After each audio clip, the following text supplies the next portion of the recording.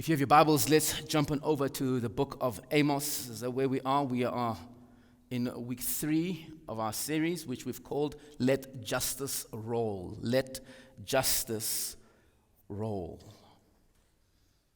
One of the things that I've kind of figured out, and I think we all know as people, is that we tend to focus on the things that we are good at, right? We see this in children as they develop. Perhaps in the beginning, children get excited about new things, sports, hobbies, or maybe even school subjects that they are very good at. However, over time, we realize that other people are better than us at those things. And then we tend to lose interest in those activities. And as parents, in the beginning, we're forcing our kids to practice the piano, do this, do some soccer, do your math. But as the kids lose interest, even we realize that this is burdensome, and so we let them be. And the older we get, we give ourselves excuses. We say, not everyone can run like Eliud Kipchoge, or not everyone is Tiger Woods, so let me just put that away. But this attitude of disqualifying ourselves from things carries on into almost every area of life. How many of you have friends who refuse to play certain games because they never win? Not because they can't participate, but because they don't win, they don't want to play.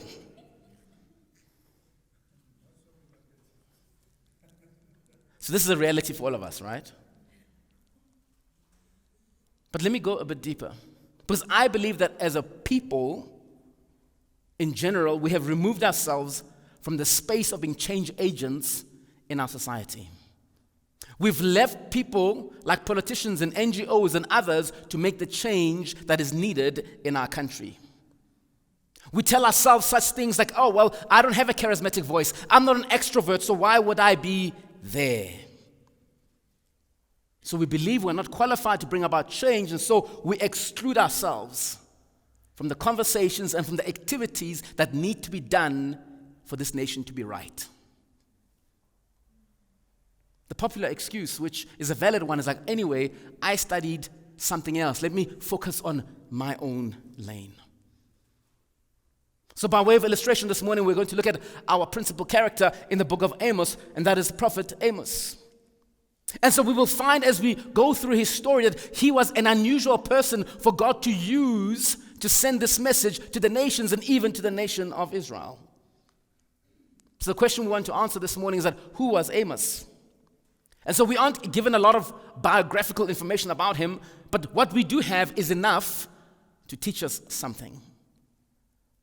So Amos 1:1 says, the words of Amos, who was one of the sheep breeders from Tekoa, what he saw regarding Israel in the days of King Uzziah of Judah and Jeroboam, son of Joash, king of Israel, 2 years before the earthquake. Now the name Amos means burden, or one who carries a burden. And so considering the message that he brings to Israel and to the people of the other nations, we could say he is one who carries the burden of God to the nations. Question, do you have a burden this morning? Is there something that bothers you about our country? That when you look around, you can't help but see that there is a problem here. Perhaps as you drive along the streets of Joburg, you see the homeless people at all the robots, and that bothers you. It could be the very state of our roads that rip your tires every now and then, or the sewage that runs down our streets. Something bothers you. Whatever it could be, do you have a burden for South Africa? So Amos was a man with a burden. But where does this man with a burden come from? We're told that he comes from Tekoa. But where is that? If you go with me to 2 Chronicles and 11, we're just going to go through the Old Testament today, so get your fingers ready or something like that. 2 Chronicles 11. We're reading verse 5. Rehoboam stayed in Jerusalem, and he fortified cities in Judah. He built up Bethlehem, Etam, Tekoa, and then let's jump on to verse 10.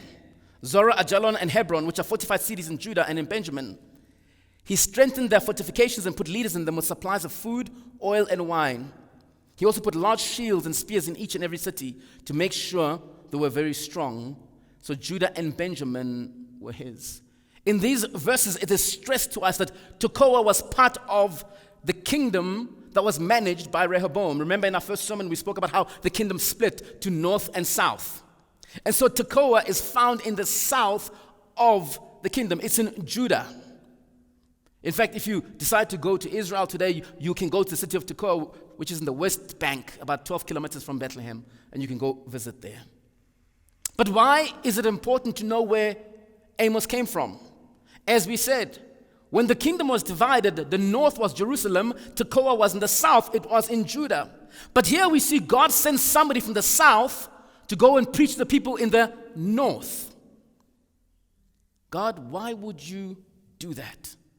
Didn't you have any qualified prophets or messengers in the north to teach and preach to the people in the north?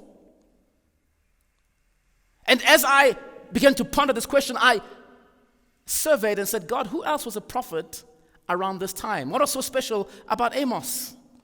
Let me give you a name of some of the few prophets who were contemporaries, guys who worked alongside Amos, and tell me if you know these names. Jonah, familiar? Jonah, who was a prophet to Nineveh, was actually from Israel. So God could have used him to bring this message to the people where he lived. Hosea, anyone know him? Jewish rabbis or Jewish scholars say that Hosea was the greatest prophet of his generation. In other words, if Amos is here, Hosea is here. So God, why don't you use the guy who is considered to be the greatest prophet of all Jewish prophets? He was also working under Jeroboam too. So he functioned in ministry along the same time as Amos. What about Isaiah? Have you heard of Isaiah? He was a prophet, yes, in Jerusalem in the south. But of all the prophets, he had the longest ministry. And he could have been a great candidate to be sent from the south to the north.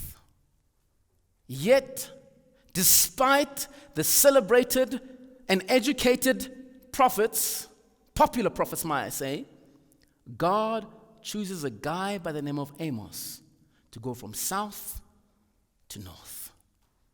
Clearly, there must have been something special about this guy. He must have been a prolific prophet for God to use him. Let's jump on over to chapter number 7, because this will tell us exactly what qualifications Amos had. And so by the time we get to chapter number 7, Amos has already preached 2 sermons at Bethel.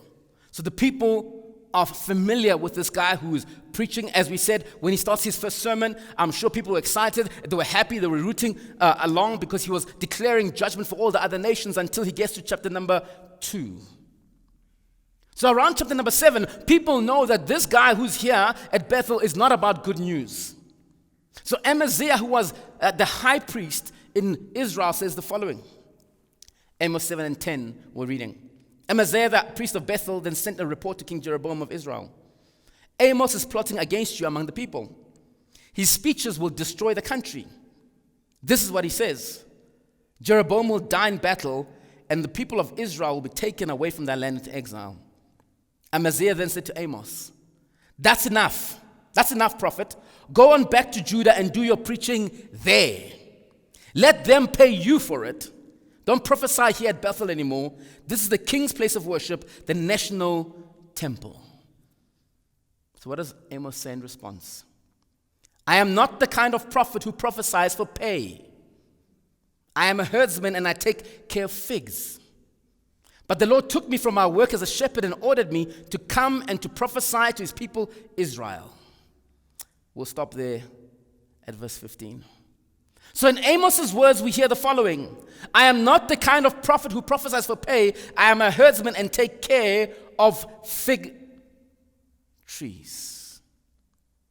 In another translation, it says, I am not a prophet or the son of a prophet, but rather I was also a herdsman and I took care of sycamore figs. So it is clear to us that Amos was not a professional prophet. In other words, he wasn't born in the home of a priest where he was raised up in the ways that he should go.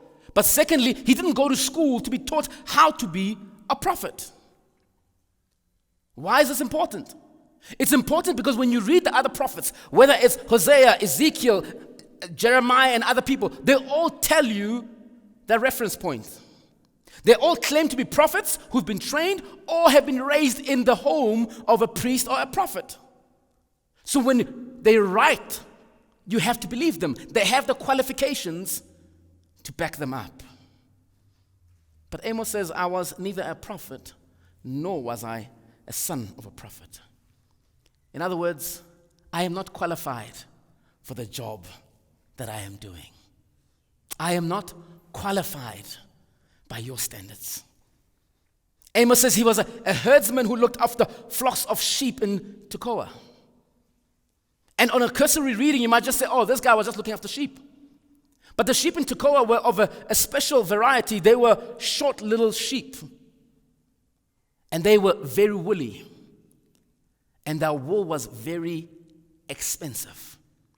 And so to be a herdsman meant that you owned several hundred sheep in Tekoa. You had to be a person of substance or of worth, a businessman. But Amos was also a grower of figs, but not just any ordinary figs, from the sycamore tree. Now the figs from the sycamore tree are smaller than normal figs, and therefore they were very expensive at that time. So it seems that Amos was a businessman dealing in linen and expensive figs. Theologians say that probably on one of his business trips to the north, God tapped his shoulder and said, I have one more thing for you to do. This time, you're not just going to sell linen and figs. There's just one more thing I need you to do. So he wasn't a professional prophet. So he wasn't expected to be paid. He wasn't there to impress anyone. He merely had a burden from God to deliver to God's people. As he says in verse 15, but the Lord took me from my work as a shepherd and ordered me to come and prophesy to his people, Israel. Friends, we often hear this statement. God does not call the qualified, he qualifies the? Oh, come on. He calls, thank you, Brother Wilson. Unfortunately, as Christians, we tend to apply that statement only to things in ministry. Right? You don't have a degree in theology, but I can be the pastor because, guess what? God does not call the qualified. He qualifies the called. Come on, you lie, you. That statement should actually encompass everything about our lives. That God does not necessarily call the qualified. He qualifies the called. And so all of us, as we go out into the world, we should be asking God, God, is this where you've called me? Is my job where you've called me? Is this the place, the city we're living in? Is this where you've called us to be? That even if I don't have the experience, God, have you given me a burden for where I am, for what I am doing? The truth is, if you are a child of God, God has given you a burden whether you know it or not. Scripture says to us in the book of Micah, 6 and 8, he says, mankind, he has told each of you what is good and what it is that the Lord requires of you. To act justly, to love faithfulness, and to walk humbly before your God. So God wants us as believers to walk humbly before him, to be people who are faithful, and then to do the work of justice. And here's the kicker. There's no qualification required. It is a calling. All of us have that calling. So if all of us have that calling, here's my challenge to all of us this morning. If not you to do the work of justice in South Africa, then who? If not you to do the justice in this nation, then who? Why is it that we're always looking for somebody else to save us? For somebody else to do the right thing? As South Africans, we become tolerant and even inviting of complaints. Every gathering we go to, whether it's in the office of the Chisanyama or even a simple family gathering, even at our men's breakfast yesterday, punctuated with complaints. Complaints about what? South Africa. If so-and-so did this, if so-and-so did that. But if I was to really look at our lives as South Africans, who can blame us? On one hand, we have the high cost of living, high taxes, the insistent telemarketers who are trying to sell us something, load shedding, potholes. There's so much that we have to contend with. But on the other hand, could it be that we have given over our agency to others? Could it be that we've relegated ourselves to the corner of whiners, complainers, dissatisfied and disaffected people, acting as if we have no power to change the things in our own country? Always hoping that somebody else would do the work. Here's the truth, friends. No one is coming to save us. No one. Either we are going to get up and roll up our sleeves, or we're going to keep on complaining and complaining and complaining, and sadly, that will bring no change.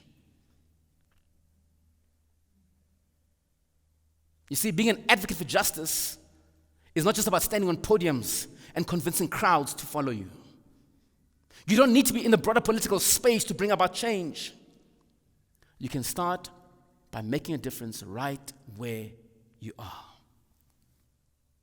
You don't have to look at Gauteng's problems or the entire country's problems. You can look around me. Where are the problems in my job, in my home? Where are the problems? How can I repair or build right here?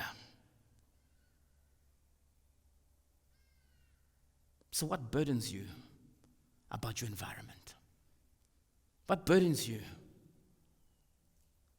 in your workplace? Perhaps that is where God is calling you to do justice. But I don't know how Christians are. We'll say, but God, you spoke to Amos directly. You told him exactly what to do, when to do it, and what to do. You haven't told me that. So how can I just go out and do justice when I don't know what to do? And that's true. You might not know what to do. But can we start somewhere? And this is the first place where we can start. You can start by working on yourself. And number one, you have to be resolved on justice. Your mind and your heart need to be convinced that justice is worth pursuing. That justice is worth pursuing. It was a British scholar by the name of Edmund Burke who said, when bad men combine, the good must associate, else they will fall one by one, an unpitied sacrifice in a contemptible struggle. Might sound a bit wordy. Perhaps you know it better as evil prevails when good people do. For evil to succeed, it is only necessary for good men to do. So as you look around, does this statement ring true? From our complaints, I'll say it does, because many of us complain about the bad men who are working together. The saying says that will continue to be true if good people just stand by the sidelines. And one way to get away from whining and standing by the sidelines is to be resolved that I am going to be a pursuer of justice. Noma kanjani, I'm going to go for it. It's a good fight, and it's worth me going for it. Once you've resolved the fact that you are going to be a person of justice, you need to work against a few things. Number one, you need to work against fear. Because fear is a real thing. None of us can claim that we aren't scared. Most of us never act, whether it's on justice or anything else, even in asking for a promotion at work, is because you are afraid. What if they say no? Maybe there's a young man in here, you like a girl, and you are too afraid to ask her out. Let me help you. You'll never know an answer until you ask. That's for free. Fear paralyzes. It's just like the child who loved tennis and they were good at it until somebody beat them. Now they don't want to play anymore. Ish. We are afraid. A nice acronym for fear is the following: forget everything and run. Yeah, I know there's a problem. I see the problem out there, but I'm so afraid. Ooh, let me just run. I'm going to forget what I saw. I'm going to forget the burden that's on my heart. I'm just going to run. Here's the truth, friends. If we don't confront our fears, they paralyze us. We will always be running from what needs to be done. Always. Because we are paralyzed. We have to overcome fear. And how do we overcome fear? We face everything and rise. Yes, you might be afraid, but pursue justice anyway. Push through the fear. Face it head on. And trust me, you're in a better position than you were before you confronted fear. So we have to fight fear. The next thing that we need to deal with is procrastination. Procrastination is deferring something until an opportune time. By the smiles in the room, we all do this, right? I'll do it tomorrow. I'll do it tomorrow. And tomorrow never comes. There is never a perfect time to do justice. There's never a perfect time to do something. We need to do it now. Here's the funny thing about those of you who are parents. You expect your kids to listen to you now. Right? Do it now.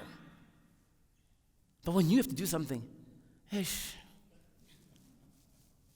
then guys are stressed, tired, because they waited until the last week before they could finish that project. I'm sure Amos was also tempted to postpone. God, can we do this on the next business trip? You know, there's a guy who bought so many bags of figs. If I stop, I won't be able to get the next harvest. God, can we just do it next time? The irony is that procrastinating things today means more work tomorrow. So let's not procrastinate our fight for justice. Let's start today. And probably the biggest thing that we all need to fight is what we call the imposter syndrome. We've all heard this term, right? It's when you feel that you're going to be exposed as a fraud. And maybe you're excited about doing work for justice, and as you begin to doubt yourself and think, who am I fooling, thinking that I can be in that space of doing justice? Imposter syndrome can hit you really hard, especially when people call you names and try to disqualify you. You know what I'm talking about? You try and go help a community, and they say to you, here's the clever black, the coconut. What do you know about equality, seeing that you went to privileged school? So how can you help us? You don't know our struggle. You've heard those things. And then you begin to think, these guys are right. How can I be speaking on their behalf? But imposter syndrome is only there to stop you from doing what needs to get done. Much like fear, it's paralyzed you. Here are some lessons that we can pick up from Amos. You see, when Amaziah attacks Amos, Amos does not shrink back. He doesn't shrink back in frustration and fear based on what Amaziah is saying to him. He didn't allow the name calling to deter the mission that God had put him on. He knew the burden God had put on him and why he was there. Furthermore, Amos didn't confuse his calling with his ability or identity. He didn't confuse his calling with his ability or his identity. In verse 12 of chapter 7, when Amaziah says, "Go away, you seer, flee to the land of Judah, earn your living and give your prophecies there, but don't ever prophesy at Bethel again, for it is a king's sanctuary and a royal temple." In verse 14, Amos says, "I was not a prophet or the son of a prophet, rather I was a herdsman and took care of the sycamore figs. But the Lord took me from following the flock and said to me, go prophesy to my people Israel." You see, when Amaziah said that, Amos could have been stuck in that imposter syndrome that, I'm acting in the state of a prophet, but I am not. But Amos knew who he was. He says, I'm not a prophet or the son of a prophet, so I'm not here pretending to be something that I am not. I'm not pretending. I am who God said I must be, and that is a messenger. And for some of you, you need to realize that, yes, you might not have the same background of poverty. Yes, you might have the same background of injustice. Yet, God calls you to be a justice worker right there. Amaziah was literally saying to, Amos rather was listening to Amaziah, my past, no my qualifications disqualify me from what I am doing. They don't. So when some of you get called out, you should boldly and rightly say, yes, I don't have the same political pedigree as you. But God has called me to be a burden remover. Therefore, I'm not going to shrink. I'm not going to cower. I am not going to be intimidated by those who would want me to shut up. Because your past does not. Your qualifications do not define the calling that God has on your life. See, here's the truth. In the fight for justice, there are no professionals. There are no professionals. All of us are called by God to work in the various spaces that we find ourselves in order to make a difference. And so as South Africans, God calls us in diverse spaces to make the little difference that you can wherever you find yourself.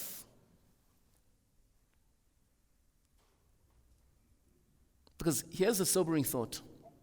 If we don't do anything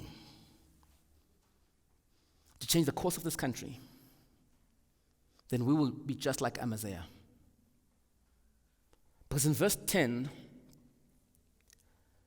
Amaziah goes to the king. We've read it, but we'll read it again.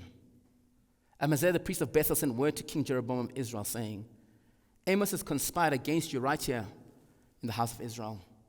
The land cannot endure all his words. So he's speaking on behalf of the nation.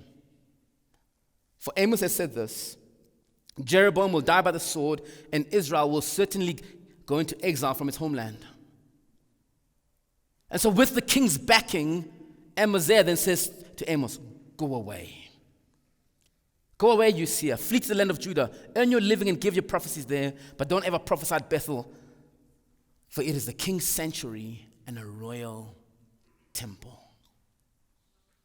As the priest of Israel, Amaziah should have been the one to sense the mood of the nation.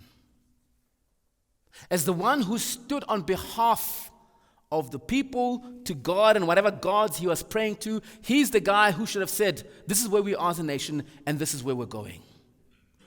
As a spiritual leader, he should have been the one to sense that there's danger coming. Because that was his role, to look after God's people as a priest. But he couldn't discern that danger was coming. See, even here in our country, our political priests are the ones who should be giving South Africa direction. They should be the ones who are warning us about the danger of the trajectory that we are on as a nation.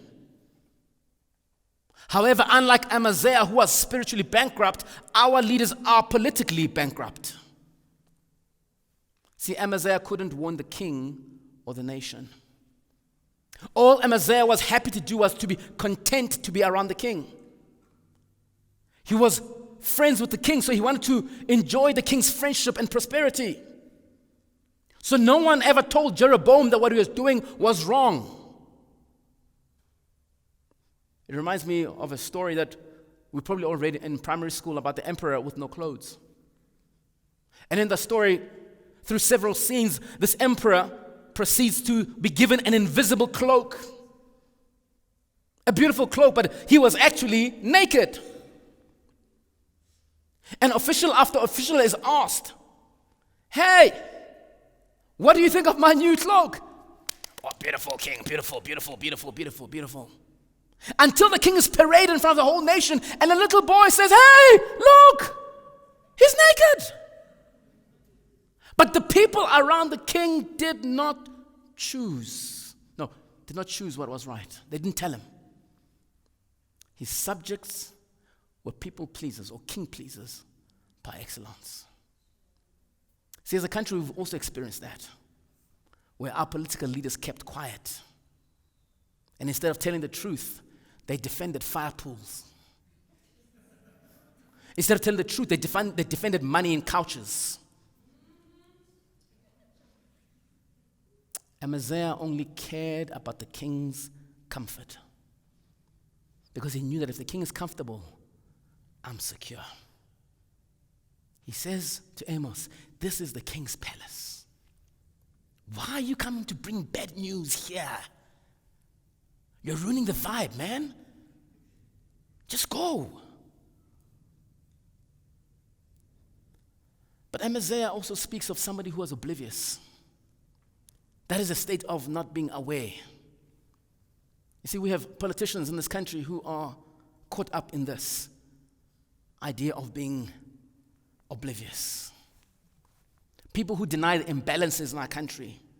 They boast and say, hey, look how well we're governing where we are.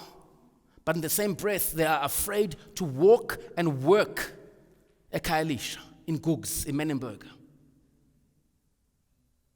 Oblivious. Being oblivious is a great pastime in South Africa. Ask many people before 94, why didn't you fight for justice? And what will they tell you? We didn't know. And sadly, this thing or this disease, the spirit of we didn't know, is affecting our middle class. And it's probably not intentional. But the middle class is burying their heads in the sand and hoping that all this nonsense and corruption will go away one day. We somehow think our high walls, our security states, our jobs will keep us from the ills of this nation. But here's the truth. By not fighting for justice, we are propping up the scales of injustice. Amaziah might not have been at fault, but because he refused to tell Jeroboam II what was wrong, he was propping up the sin in the nation. Here's the thing to us middle classes. The truth is that when, not if, when things go really bad, we won't be spared. Worse off, gauna ancestral visa winner. You don't have a citizenship in another country. You don't have a rich uncle who left you pounds so you can escape. You're stuck here. You're stuck. Listen to verse 16 of chapter number 7. Now hear the word of the Lord. You say, do not prophesy against Israel. Do not preach against the house of Isaac. Therefore, this is what the Lord says. Your wife will be a prostitute in the city. Your sons and daughters will fall by the sword, and your land will be divided up with a measuring line. You yourself will die on pagan soil, and Israel will certainly go into exile from its whole homeland. Amos says to Amaziah, seeing that you don't want to do anything, guess what's going to happen? All of Israel will be dragged into exile. Rich and poor alike.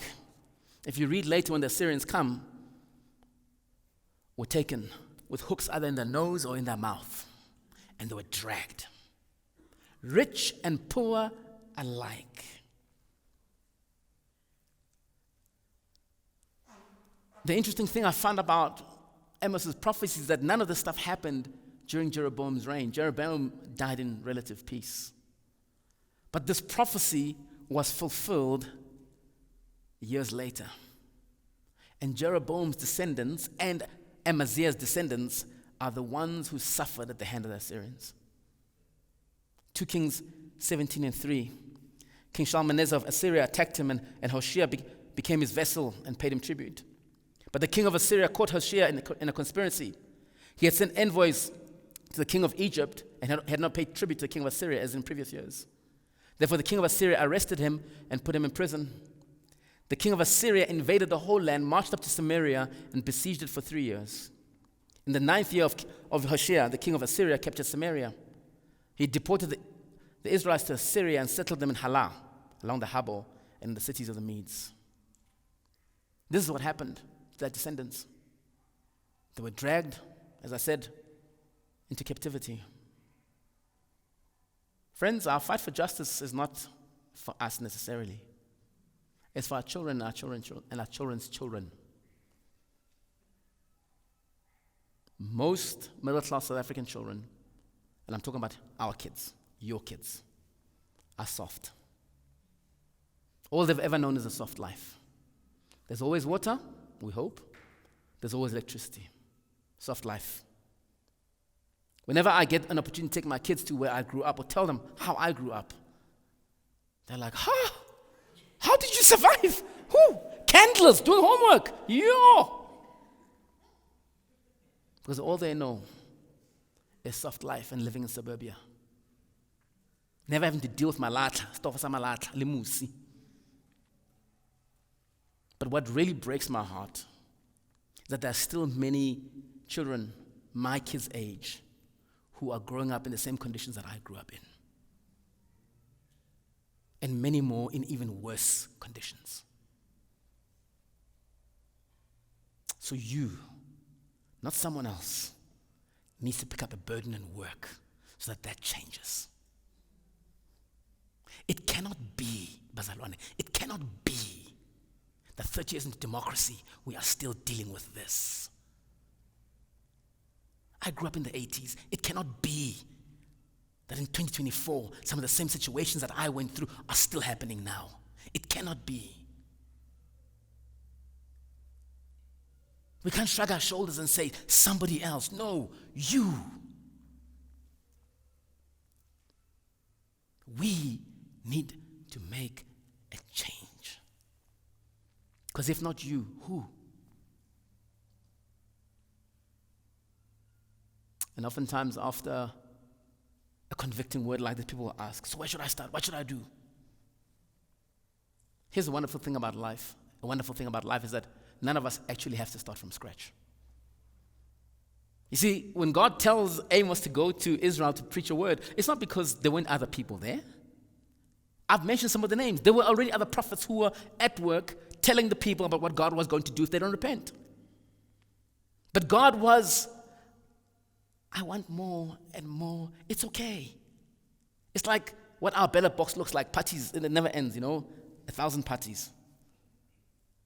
And Amos could have said, but God, the market looks saturated. But God said, no, I need your voice too. And so, if I don't have to start anything from scratch, that implies that there are already other people in South Africa who are doing what I am also burdened to do. And maybe the best thing for me to do is to join them. Let me join them.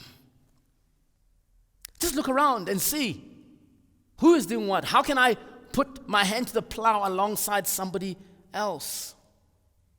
Because in life, there are few leaders but many followers. And sometimes you must just be a follower. I'm just going to support. In this election cycle, I have several friends who've either joined political parties or started political parties. It makes it hard for who I'm going to vote for. Yeah, it makes it very hard. But one thing I know is that I'm going to support. I'm going to be there. Because they're doing something I'm burdened with. I'm going to support. And sometimes my support is enough. I don't have to start Tumi's political party, no. Just join what's happening and let's see. But even in this church, there are people who are already at work doing the work of justice. Because as I said, justice is not just about politics. In as much as we are going to an election next month, it's not just about politics.